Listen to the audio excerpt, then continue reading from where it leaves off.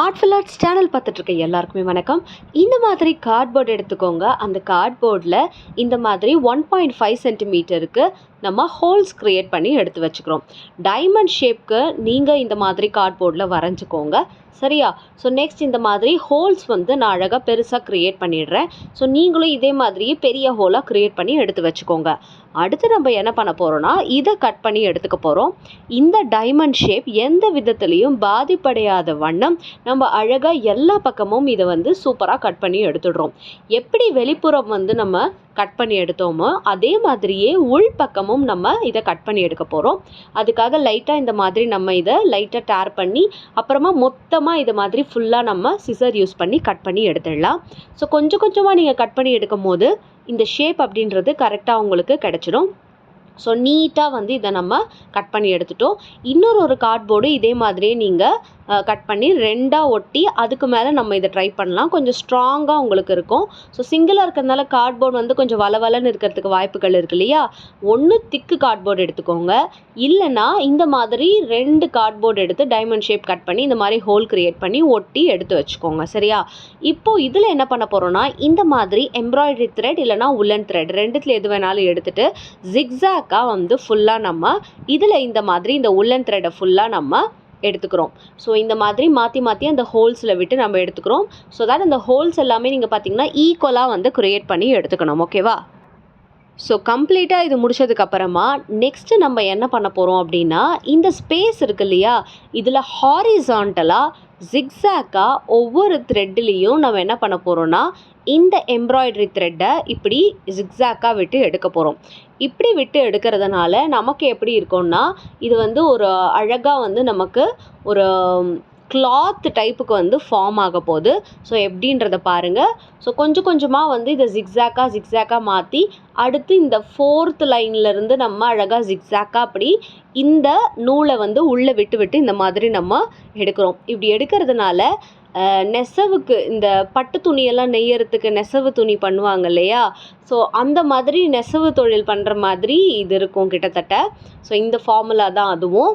So இந்த நூல் எல்லாத்தையுமே இழைகளை ஒன்றோட ஒன்றா நம்ம இந்த மாதிரி பைண்ட் பண்ணுறோம். ஸோ தட் இது பார்க்குறதுக்கு நமக்கு ரொம்ப அழகாக கிடைக்க ஆரம்பிச்சிடும். இதே மாதிரி இந்த ப்ராசஸை நீங்கள் எக்ஸ்டெண்ட் பண்ணிகிட்டே இருக்கலாம். கொஞ்சம் கார்ட்போர்டு மடங்காமையும் பார்த்துக்கோங்க.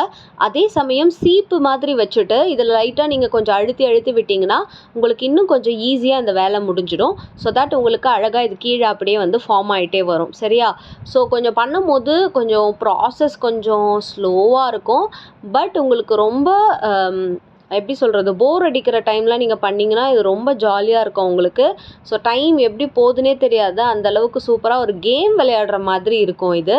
ஸோ இந்த மாதிரி ஜிக்ஸாக்காக விட்டு நீங்கள் எடுக்கும் போது இந்த பாயெலாம் நம்ம பின்னுவாங்க இல்லையா, அந்த மாதிரி இருக்கும் இது பார்க்குறதுக்கே. ஸோ ரொம்ப நல்லாயிருக்கும். இந்த மாதிரி வந்து கம்ப்ளீட்டாக நம்ம இந்த த்ரெட் ஃபுல்லாத்தையும் இதில் எடுத்துக்கிறோம். ஸோ உங்களுக்கு மல்டி கலரில் வேணும்னா மல்டி கலருக்கு ஏற்ற மாதிரி நீங்கள் கொடுத்துக்கலாம். நான் மோனோக்ரோமேட்டிக்காக ஒரே கலர் தான் கொடுத்துருக்கேன். ஸோ இது பார்த்தீங்கன்னா உங்களுக்கே தெரியும், ஒரு துணி மாதிரி இப்போ நமக்கு எவ்வளோ சூப்பராக ரெடி ஆகிடுச்சு அப்படின்றத பார்த்தீங்களா? ஸோ நல்லா இருக்கு இல்லையா? இப்போ நெக்ஸ்ட் இதில் நம்ம என்ன பண்ண போகிறோன்னா, சின்ன ஒரு எம்ப்ராய்டரி ஒர்க் பண்ண போகிறேன். ஸோ நான் ரொம்ப சிம்பிளான ஒரு எம்ப்ராய்டரி லைன் ஸ்டிச் பண்ணுறேன்.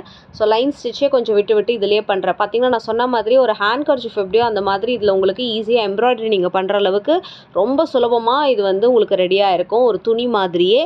ஸோ நீங்கள் என்ன பண்ணுறீங்க அப்படின்னா, எந்த எம்ப்ராய்டரி ஒர்க் வேணாலும் இதில் பண்ணலாம். ஸ்டெயின் ஸ்டிச் பண்ணலாம், இல்லை எது வேணாலும் நீங்கள் பண்ணிக்கலாம். நான் ஜஸ்ட் ஒரு ஐடியா தான் கொடுக்குறேன். உங்களுக்கு பிடிச்ச மாதிரி இதில் நீங்கள் எந்த எம்ப்ராய்டரி ஒர்க் வேணால் பண்ணலாம்.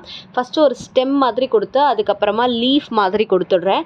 ஸோ இந்த மாதிரி லீஃப் கொடுத்ததுக்கப்புறமா ஒரு ஃப்ளார் பண்ண போகிறேன். ஸோ ரீசெண்டாக ஒரு மெத்தட் பார்த்தேன். அது எப்படின்னா பென் வச்சு ஒரு சின்ன பூ மாதிரி பண்ணுற மாதிரி பார்த்தேன். ஸோ இப்போ அதை தான் பண்ண போகிறேன். ஃபஸ்ட்டு இந்த மாதிரி ஆரஞ்சு கலர் த்ரெட் எடுத்துகிட்டு அதுக்கப்புறமா ஊசி எப்படி எடுத்துகிட்டு பென்னில் இந்த மாதிரி இருக்கிற ஆப்ஜெக்ட் ஏதாவது வச்சு பூ கட்டுறதுக்கு நம்ம எப்படி சுற்றி ஒரு நூல் எடுப்போமோ அந்த மாதிரி இதில் சுற்றி இந்த மாதிரி ஒரு 9 to 10 டைம்ஸ் வந்து நீங்கள் பண்ணிடணும், சரியா? ஸோ நானும் அதே தான் பண்ணியிருக்கேன். ஸோ இது எப்படி வருது அப்படின்றத நம்ம பார்க்கலாம். ஏன்னா ஐ எம் ஆல்சோ எக்ஸைட்டட். ஏன்னா நானும் வந்து ஃபஸ்ட் டைம் பண்ணேன். இந்த மெத்தட் நல்லா இருக்கா அப்படின்னு பார்த்தா ரொம்ப நல்லாவே வந்துருந்துச்சு. ஸோ 9 to 10 டைம்ஸ் இந்த மாதிரி நீங்கள் பண்ணிவிட்டு இப்போது அந்த பென் இருக்கு இல்லையா, அதை வந்து எடுத்துடணும்.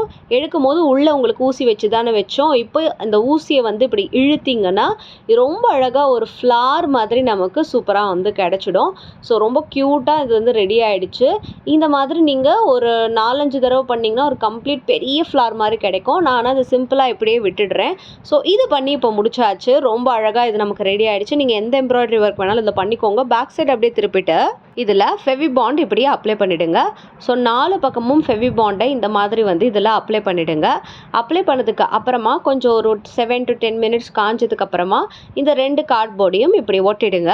ஒட்டிய பிறகு நம்ம இதில் வந்து என்ன பண்ண போகிறோம் அப்படின்னா உள்ளன் த்ரெட் எடுத்துக்க போகிறோம். உள்ளன் த்ரெட் எடுத்து ஃபர்தராக டெக்கரேஷன் வந்து கம்ப்ளீட் பண்ண போகிறோம். ஸோ இது பார்க்குறதுக்கு எவ்வளோ அழகாக இருக்கு இல்லையா? நம்மளே தச்ச ஒரு சூப்பரான ஒரு நெசவு பொருள் மாதிரி வந்து ரெடி ஆகிடுச்சு. ஸோ நெக்ஸ்ட் இதில் வந்து உள்ளன் த்ரெட் நான் சொன்ன மாதிரி எடுத்திருக்கேன். உங்களுக்கு எம்ப்ராய்டரி த்ரெட்டை நிறைய வச்சுருந்தீங்கன்னா நீங்கள் அதுவே யூஸ் பண்ணி ஒரு டாசல் நம்ம ஃபார்ம் பண்ண போகிறோம். அதில் பண்ணிக்கலாம். என்கிட்ட வந்து எம்ப்ராய்டரி த்ரெட் காலி ஆகிடுச்சு.